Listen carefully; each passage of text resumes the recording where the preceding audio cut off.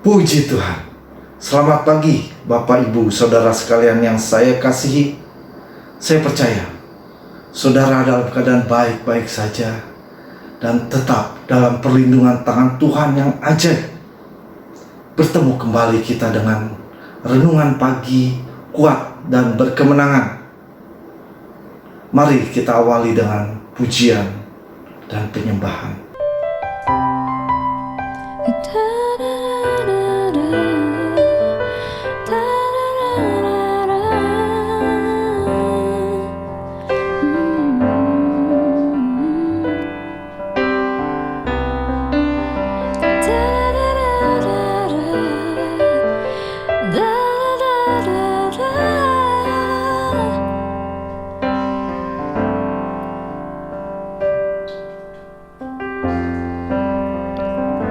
Ku bersyukur Tuhan untuk semua yang Kau berikan padaku.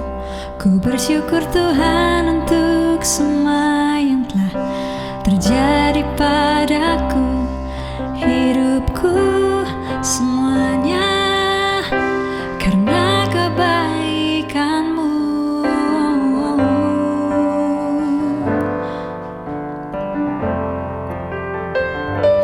Ku mau ceritakan kasih-Mu melalui hidupku. Karya-Mu Tuhan nyata di dalamku. Sampai saat ini ku masih berdiri bersaksi bagi-Mu. Kemuliaan-Mu nyata di dalamku. Dan biarlah hidupku menceritakan tentang kebaikan-Mu. Ku mau ceritakan kasih-Mu. Oh, ku mau ceritakan kasih-Mu. Kau berjanji takkan pernah meninggalkanku untuk selamanya. Kemanapun aku pergi, langkahkan kaki, Kau selalu ada. Nyatakan kuasa-Mu di dalam hidupku, Tuhan. Ku mau ceritakan kasih-Mu melalui hidupku. Karya-Mu Tuhan nyata di dalamku. Sampai saat ini ku masih berdiri bersaksi bagi-Mu. Kemuliaan-Mu nyata di dalamku.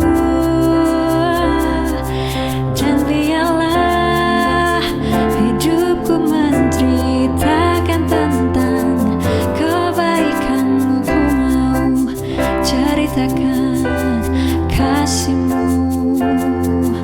Oh, ku mau ceritakan kasih-Mu.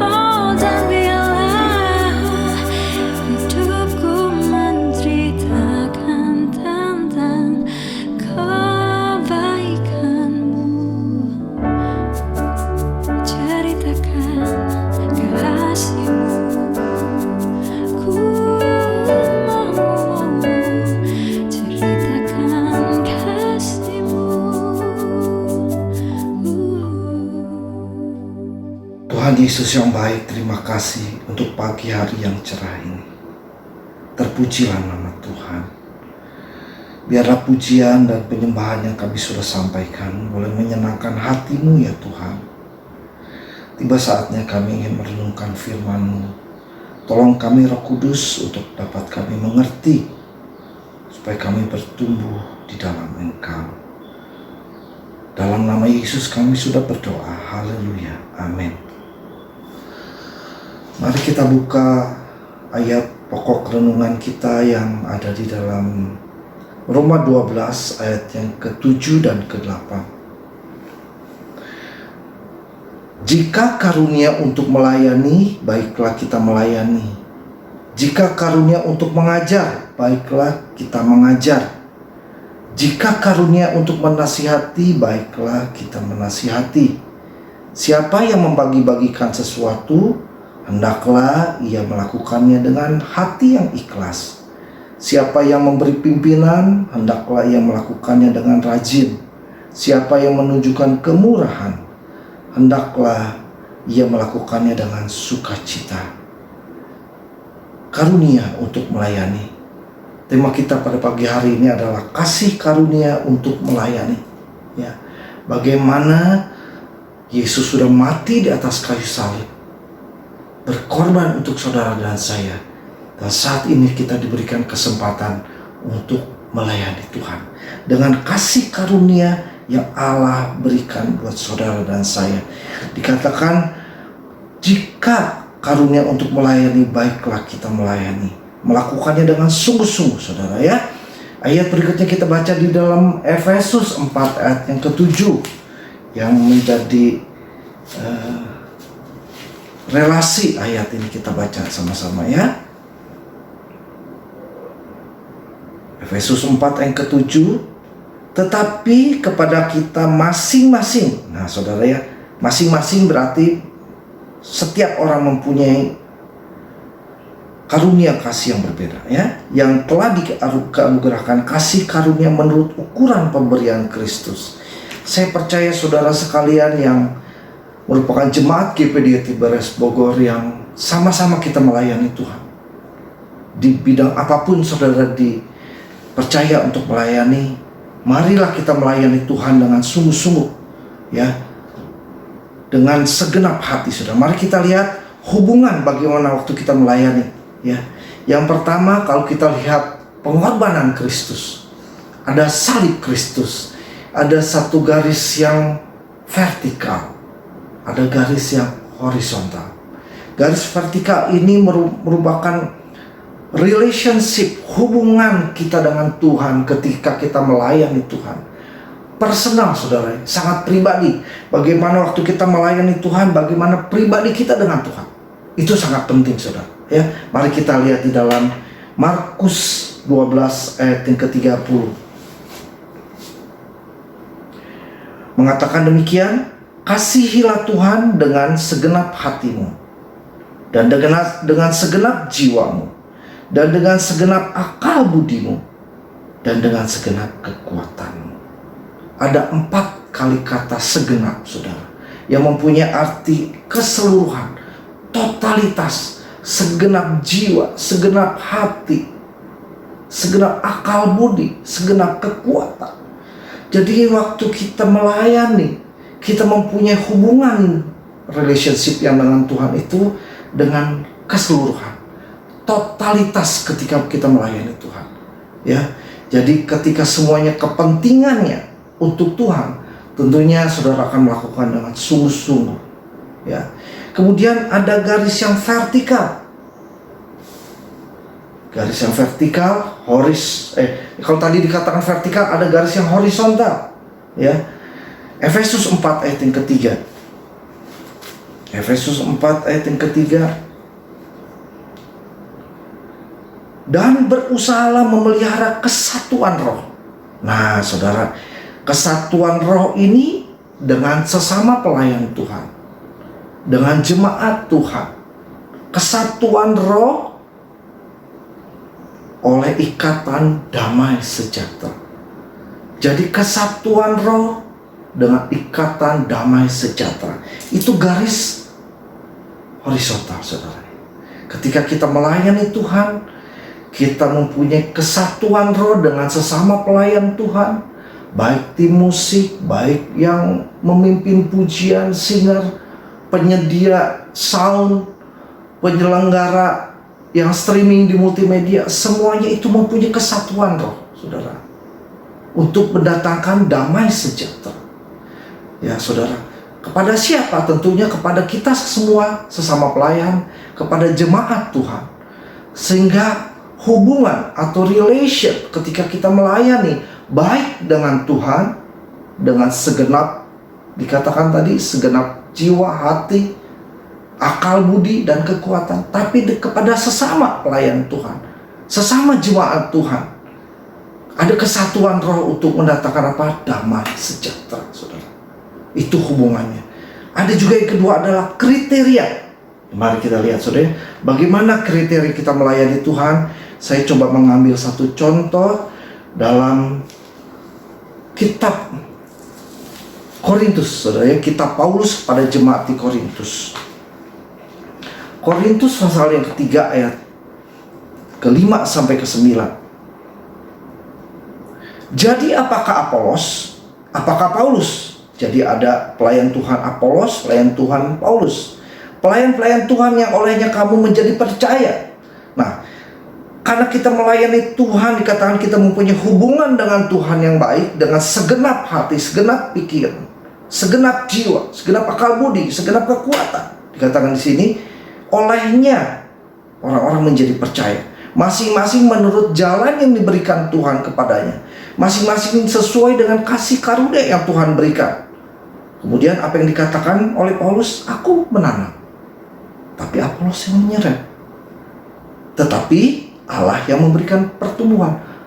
Ada kerendahan hati dari Paulus mau mengatakan, bukan saya aja loh yang kerja, bukan karena saya, tapi juga ada Apolos yang menyiram. Apolos turut terlibat, bekerja bersama-sama di ladang Tuhan dengan mendatangkan damai sejahtera. Nah, dikatakan selanjutnya, Allah yang memberikan pertumbuhan. Ayat yang ke-7. Karena itu yang penting bukanlah yang menanam atau yang menyiram, melainkan Allah yang memberikan pertumbuhan. Mereka berdua, Paulus dan Apolos, memberikan semuanya untuk Tuhan. Ya, semua kemuliaan, semua yang terbaik untuk Tuhan. Ya, karena dia tahu Allah yang memberikan pertumbuhan. Ayat 8. Baik yang menanam maupun yang menyiram adalah sama. Ya, saudara-saudara sekalian dalam gereja Tuhan, apapun yang saudara terlibat dalam pelayanan, meskipun dikatakan di belakang layar tidak terlihat, mungkin hanya berdoa, mungkin kita besok mengunjungi satu dengan yang lain, menghampiri mereka yang mungkin tidak dapat datang, kita layani mereka. Dikatakan di sini sama dapat upahnya, saudara. Ya, sama, dan masing-masing akan menerima upah sesuai dengan pekerjaan sendiri. Sama, saudara, kita di hadapan Tuhan semua sama. Sebab itu mari kita terus bekerja untuk Tuhan. Karena dikatakan, karena kami adalah dikatakan kawan sekerja Allah. We are partnership with God, saudara. Kita sama-sama mempunyai misi yang sama. Kita mempunyai visi yang sama untuk memajukan ladang Allah, untuk mendatangkan kerajaan Allah di dalam gereja Tuhan dan bangunan Allah. Dikatakan waktu menyiram, ya, waktu dikatakan menyiram, itulah orang-orang yang senantiasa menyampaikan firman, memberikan satu konsep, menginisiasi, ya, memulai, memberikan inspirasi, saudara. Ketika saudara mendengar firman Tuhan, ketika saudara mendapat pelayanan mungkin dari worship leader, saudara merasakan satu ada inspirasi yang Tuhan berikan. Ketika pembawa firman menyampaikan, ada satu teguran, ada sesuatu inisiasi yang dimulai dari hidup saudara, sehingga saudara bertobat mengiring Tuhan. Itulah orang-orang yang menanam, saudara. Tapi dikatakan ada juga Apolos yang menyiram. Nah, menyiram ini biasanya orang-orang yang senantiasa terus memberi semangat. Nah, mendorong kita untuk ayo tetap kita melayani Tuhan.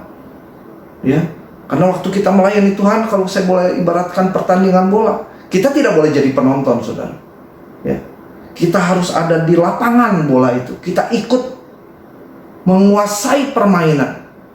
Ya, kita juga ikut menentukan gol yang akan kita capai secara bersama-sama. Tentunya untuk kemuliaan nama Tuhan. Kita harus ada di gelanggang itu bersama-sama.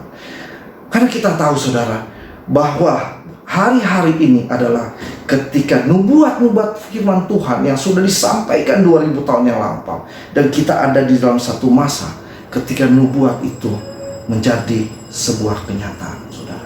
Maukah kita ada di dalam pergerakan itu, saudara? Mari kita ada di dalam rencananya Tuhan. Ya, Paulus dan Apolos sama-sama bekerja, tetapi Tuhan yang memberikan pertumbuhan. Ya, gunakan kesempatan yang masih ada kita melayani Tuhan, ya, untuk mendatangkan apa dari dikatakan damai sejahtera sama kita. Saya tutup dengan ayat Roma 14 ayat yang ke-9. 19 maksud saya. Roma 14 ayat 19. Ini tentang kerajaan Allah, saudara, ya. Kalau kita mendatangkan kerajaan Allah di muka bumi. Ya. Ayat ke-19. Sebab itu marilah kita mengejar, waktu kita melayani Tuhan, marilah kita mengejar apa yang mendatangkan damai sejahtera. Setiap kita melayani Tuhan harus ada damai sejahtera. Baik di dalam hati kita, baik di dalam hati orang-orang yang kita layani, kepada siapapun. Dan berguna untuk apa? Saling membangun. Jadi dalam pelayanan Tuhan ini, selain kita secara vertikal kepada Tuhan mempunyai hubungan yang baik, dan kita saling membangun dengan hubungan vertikal itu. Haleluya. Kiranya firman Tuhan boleh menguatkan saudara, dan Roh Kudus terus memberikan pencerahan sehingga saudara bertumbuh ke arah Kristus. Mari kita berdoa. Tuhan, terima kasih buat kebaikan dan kemurahan-Mu, buat firman Tuhan yang ajaib. Mari urapi kami terus Tuhan, untuk kami dapat melayani Engkau. Ampuni kami kalau dalam hari-hari yang lalu mungkin kami salah dalam melayani Engkau. Kami mau memperbaikinya Tuhan. Terima kasih. Dalam nama Yesus kami berdoa. Amin. Selamat beraktivitas. Tuhan Yesus memberkati kita semua. Pimpinlah, oh Roh Kudus, pimpinlah.